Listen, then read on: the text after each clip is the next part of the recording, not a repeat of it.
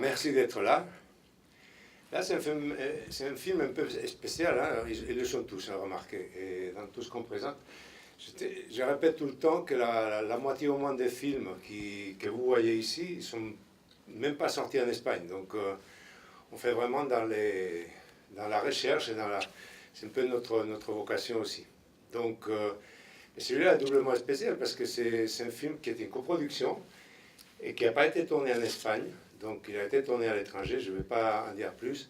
Je préfère que le réalisateur qui nous a fait l'honneur vraiment de venir des Casas, je crois qu'il n'avait même pas fini de jeûner ou pas jeûner, ou déjeuner, je ne sais pas quoi, avec le ramadan.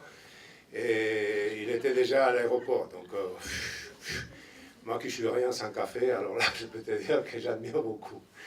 Et donc, je vous présente Ahmed Boulan, vient par ici. Et il est venu en plus, il nous a fait la surprise de venir accompagner de l'acteur principal du film, l'un des acteurs principaux, Issa Diallié, pardon. Et voilà, Oui, ben, je présente Issa Diaye, un des acteurs principaux de film.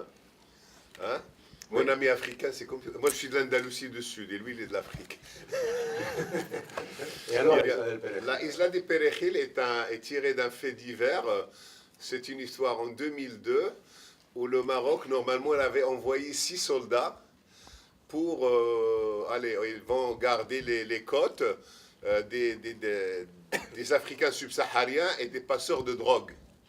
Mais il y avait tout de politique qui se cachait derrière cette histoire. Et si je vous raconte l'histoire vraie qu'on ne voit pas dans le film, parce que le film est une fiction, tout à fait, parce que j'ai envoyé moi un soldat qui va rencontrer un subsaharien, ce qui n'a pas été le cas. Ne raconte pas le film. Non, je n'ai pas. Bon, il est là, ils vont comprendre. Non, apparemment, après la mort du roi Hassan II, Mohamed VI était proche de l'Espagne parce qu'il est hispanophone, il n'est pas francophone. Et son parrain était Jacques Chirac. Donc Hassan II a demandé également à Jacques Chirac de s'en occuper à l'époque. Il était jeune, il était fragile, etc. Et Jacques Chirac a vu, ça c'est ce que j'ai lu dans mon investigation, de mauvais œil le rapprochement de l'Espagne et du Maroc. Donc il va chuchoter dans l'oreille de l'enfant, il va lui dire, écoute, ils sont en train de faire quelque chose pour Gibraltar, ils t'ont rien dit, etc. Fais un truc, on voit des choses. Ça c'est pas dit dans les journaux, je le dis, c'est un secret. Et donc c'était le jour de son mariage où la chose a éclaté, quoi. Elle a éclaté comme quoi l'Espagne, elle allait attaquer le Maroc, elle a mis 2 gros... navires, les avions, il a fallu que l'Amérique intervienne. On va voir tout ça dans le film et on va en parler davantage après le film, parce qu'il y a des choses à dire. Voilà, merci beaucoup. Bonne projection, ça promet ça. C'est affreux. Donc il y a beaucoup d'immigration africaine maintenant, ils commencent à s'installer au Maroc. Il y en a ceux qui font carrière au Maroc, qui travaillent, d'autres qui n'attendent que de partir. Et de toute façon, ça continue. Il y a toujours... dernièrement, il y a plus de contrôle au nord. C'est qu'ils ont mis les auxiliaires marocains qui sont plus présents. Mais il y a toujours donc l'immigration subsaharienne et aussi syrienne également qui sont arrivés et qui arrivent et qui sont là. Donc, on n'en parle pas ici. Ici, on n'en parle pas beaucoup, non, de ce qui peut être les pays comme le Maroc, comme...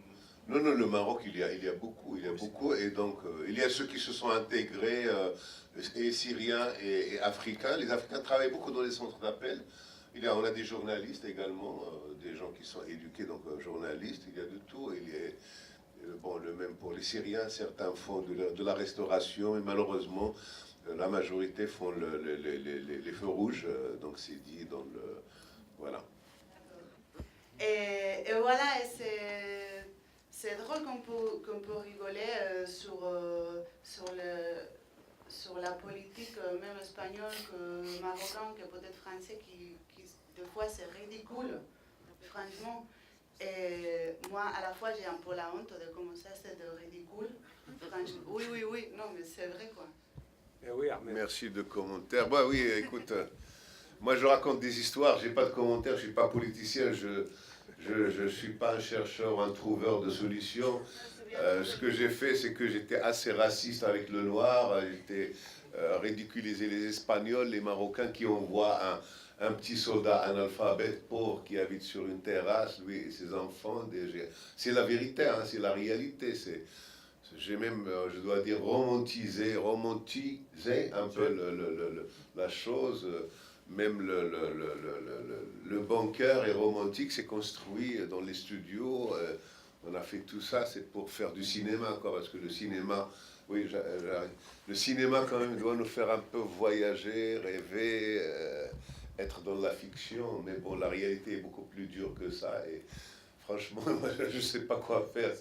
Je sais pas si les politiques. Voilà, oui, monsieur. Ce dernier commentaire me semble tout à fait justifié. Je ne suis pas tout à fait d'accord avec notre ami qui est intervenu auparavant, parce que ce film n'est pas sur l'immigration. Ce film est sur la dérision des politiques. Il est sur la stupidité des responsables gouvernementaux. Il est sur tout ce côté dérisoire. Très très bon. Merci beaucoup. J'espère que ça passera dans les salles à Paris. Merci beaucoup. Merci. On travaille pour ça. Oui, ça aura beaucoup de succès. Merci que j'ai réussi parce que c'est pas évident de faire des comédies comme ça sur la politique qui peuvent réussir. C'est un pari très. Enfin, vous savez qu'au Maroc, ils ont dit que, bon, surtout que la coproduction était espagnole, que j'ai vendu mon âme au diable, que j'ai pas mis les Marocains en truc parce que j'ai ridiculisé un petit peu les ministres, mais j'ai dû couper deux scènes. La vérité, c'est bon, on se le dit ici que, bon, quand je présentais le premier scénario, parce qu'à la fin, il y a le roi du Maroc qui appelle le roi d'Espagne, mais ils s'aiment beaucoup les deux. Et il l'appelle petit frère, quoi. Et j'ai fait une note d'humour à la fin, quand les deux rois se téléphonent, j'allais filmer, j'allais trouver un endroit comme le palais royal marocain, filmer le Mohamed VI de dos, qui prend un téléphone, qui dit au ministre allez, écoutez, comme ça, et eux, ils partent, et l'autre, sa petite fille qui prend le téléphone, appelle Daddy ou quelque chose, et lui, il vient grand comme ça de dos. Mais j'ai jeté, hein, ils ne m'ont pas laissé faire ça.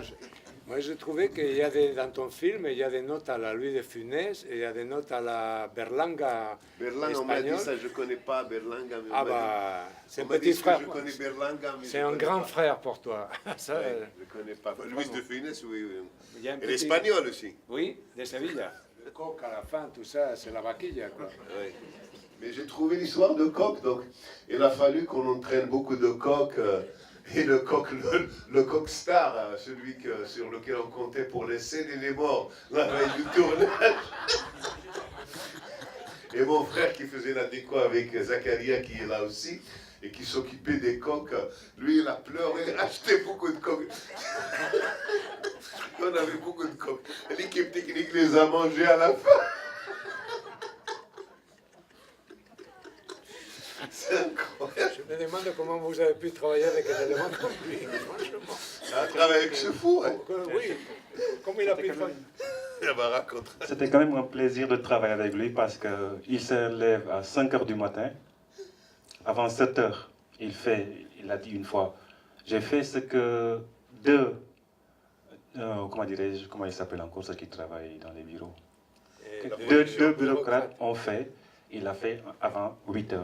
Et bon, c'est lui qui chargeait le matos pour partir au tournage, c'est lui qui faisait tout. Donc nous, on était peinards, on était là. Il criait beaucoup, il criait sur tout le monde. Mais il faut faire l'abstraction. On le laisse crier parce qu'il fait le boulot. Il est où? Il est où? Il est où la script? Mais j'ai pas de script. Il est où l'autre? Ben, je suis là. Allez, c'était un plaisir quand même de travailler avec lui. Et vous, vous êtes comédien? Vous étiez comédien? Vous allez l'être? Bon, moi j'étais acteur, bon, mais quand même il m'a propulsé au devant de la scène.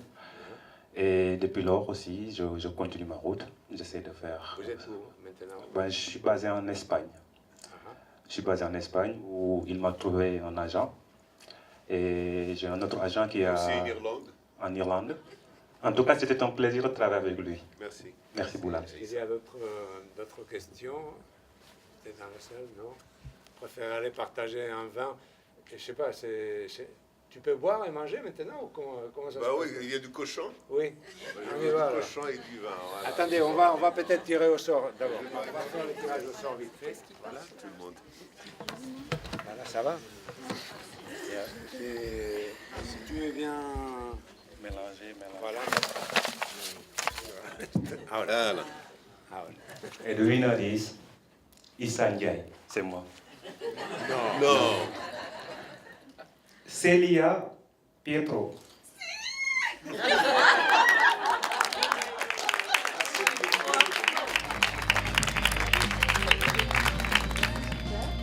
Merci beaucoup. Ben, je vais à Lyon demain. Donc voilà. Paris-Gare de Lyon, Barcelone. C'est super. J'ai quoi par contre?